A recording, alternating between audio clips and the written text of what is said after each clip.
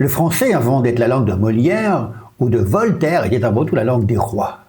Pourtant, au Moyen-Âge, à la cour, on ne parlait pas forcément français. On utilisait souvent le latin, la langue savante, ou des dialectes régionaux comme l'occitane ou le picard.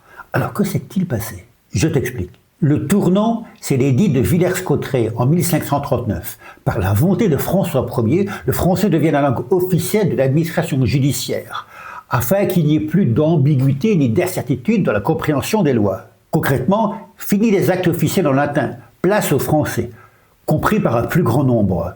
L'ordonnance vise les actes de justice, pas toutes les communications administratives, et n'interdit pas forcément les langues régionales dans les autres contextes.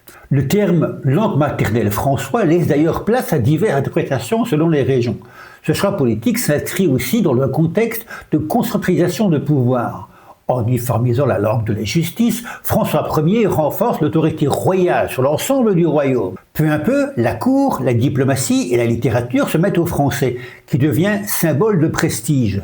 Quant à la mise en application de l'ordonnance, elle s'est faite progressivement et de façon inégale selon les provinces. Ironie de l'histoire, ces décisions visaient la clarté, et aujourd'hui on débat de certaines lois à cause de leur flou. Alors le français est-il vraiment plus clair que le latin, ou est-ce juste qu'on sait mieux discuter?